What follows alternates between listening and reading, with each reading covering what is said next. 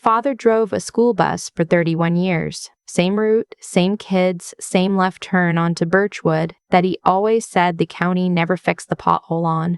He retired the year I graduated college, and I remember thinking that seemed right, like two things ending at the same time. He didn't make a speech. He didn't want to party. My aunt said he cried in the parking lot after his last shift, but he never told me that himself. He lived in the same house in Decatur, Illinois that my parents bought in 1989. 3 bedrooms, 1.5 baths, a garage that always smelled like motor oil and old newspapers. When my mom left, I was 11, my brother was 8, my dad just kept living there.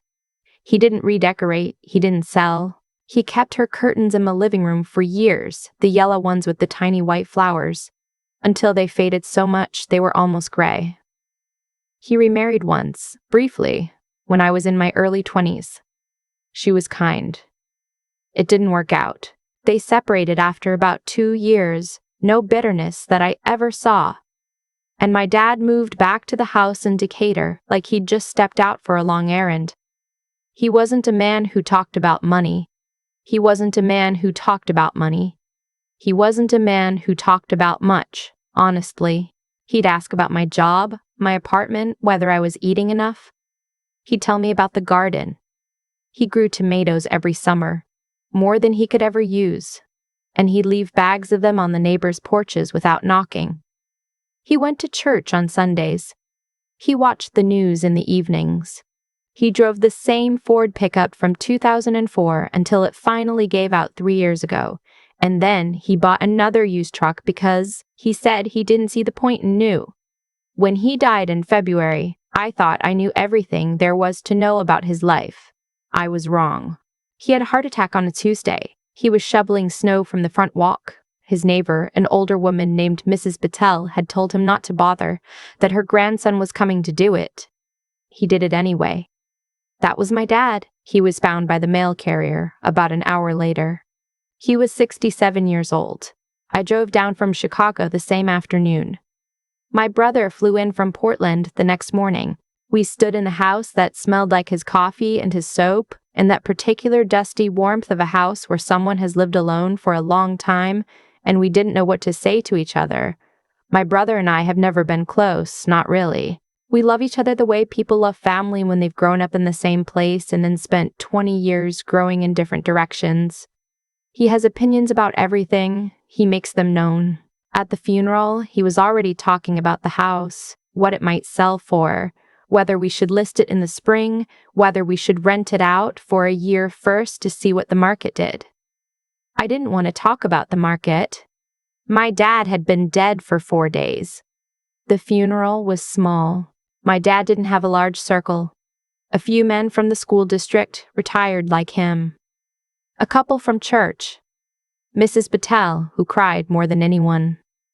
A woman I didn't recognize who sat in the back row and left immediately after the service without speaking to anyone.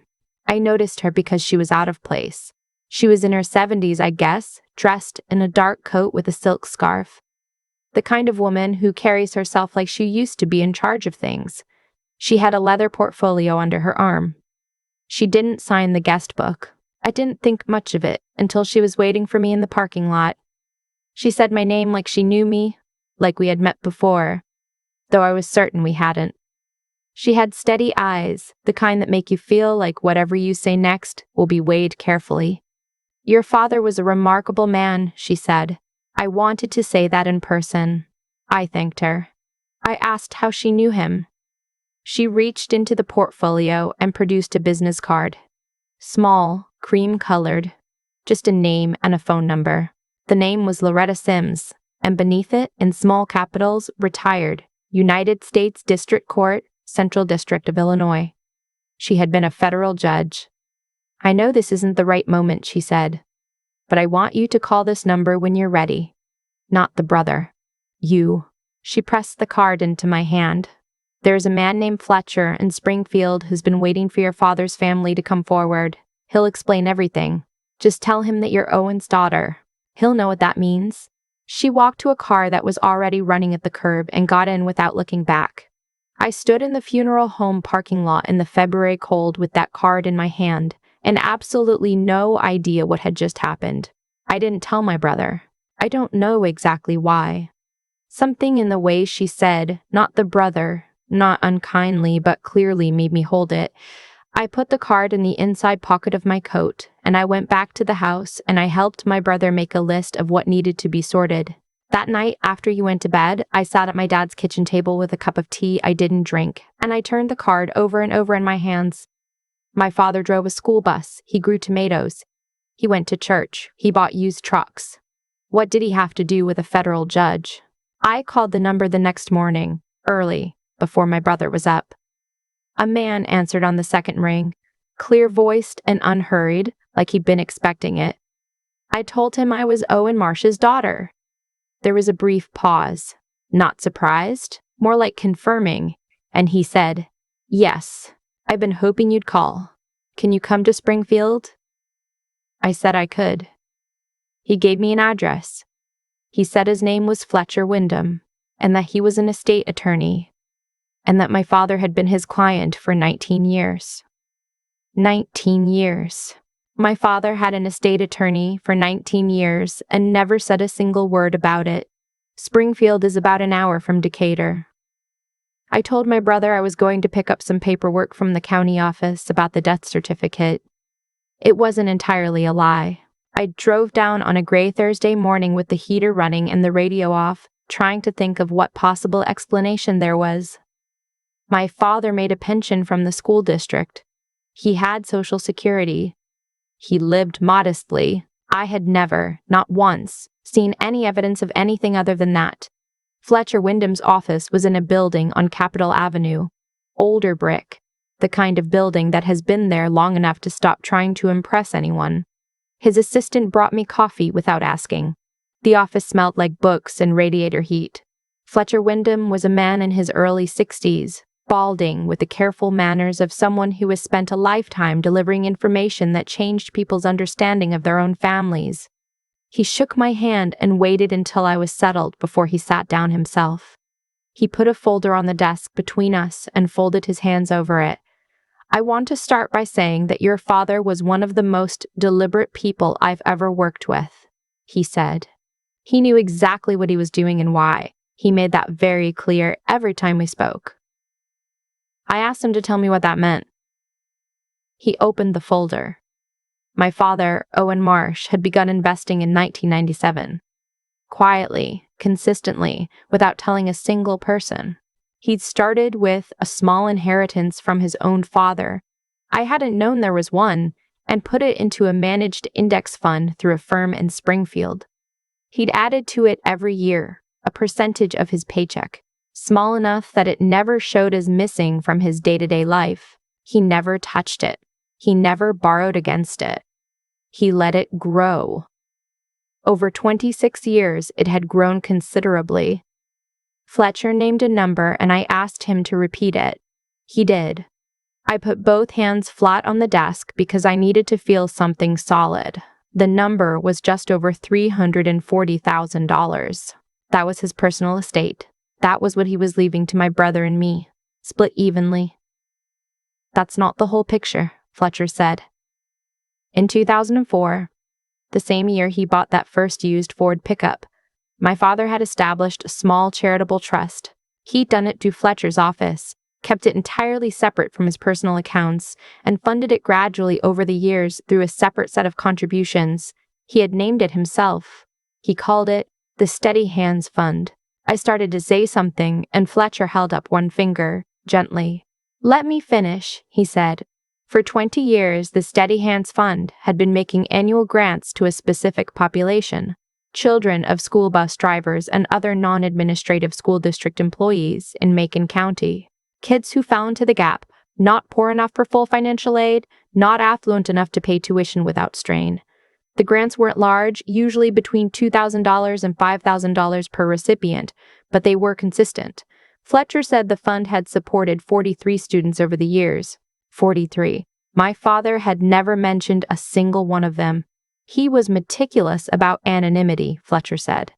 The district knew a fund existed. The recipients knew the grant was called the Steady Hands Fund. No one knew where it came from. That was the condition he set from the beginning, and he never wavered on it. I thought about the tomatoes he left on people's porches without knocking. The fund currently holds about $87,000, Fletcher continued. It's structured as a continuing trust. It will keep dispersing as long as there are funds and a trustee. Your father named you as successor trustee. Not my brother. Me. I asked why. Fletcher opened to a different page in the folder. A letter, handwritten, on my dad's yellow legal pad paper, the kind he always kept by the phone. He slid it across the desk. My dad's handwriting. I hadn't seen it in months. My throat closed before I read a single word. The letter was short. 4 paragraphs. I'm not going to put all of it here because some of it is mine, but the part that explains the choice was this. Your brother has a good heart, but he thinks about what things are worth. You think about what things are for. The fund needs someone who understands the difference. You've always understood that. I don't know if I ever told you. I sat in that office in Springfield and I did not cry because I had run out of the kind of energy that crying requires. I just sat there holding my father's handwriting and reading that line again. I don't know if I ever told you. He hadn't, but he'd known it. He'd been watching all those years, quiet and deliberate, and he had seen me clearly. I drove back to Decatur in a different kind of silence than the one I'd driven down in. I didn't know how to tell my brother. I went over it in my head the whole way back, the route, the words, the way he would react. My brother isn't greedy, not exactly. He's anxious. He grew up in the same house I did, with the same absent mother and the same quiet father. And somewhere along the way, he decided the way to feel safe was to know the numbers. I understood it. I didn't hold it against him. But I also knew he would have opinions about the fund. He would have opinions about the trust structure and the anonymity clause, and whether $87,000 was being managed optimally, and whether some of it should be liquidated and folded into the estate. I needed to be steady before I walked through that door. I stopped at a gas station on the edge of Decatur and sat in the parking lot for a while. I thought about my dad on his last shift, crying in the parking lot of the bus depot that I wasn't supposed to know about.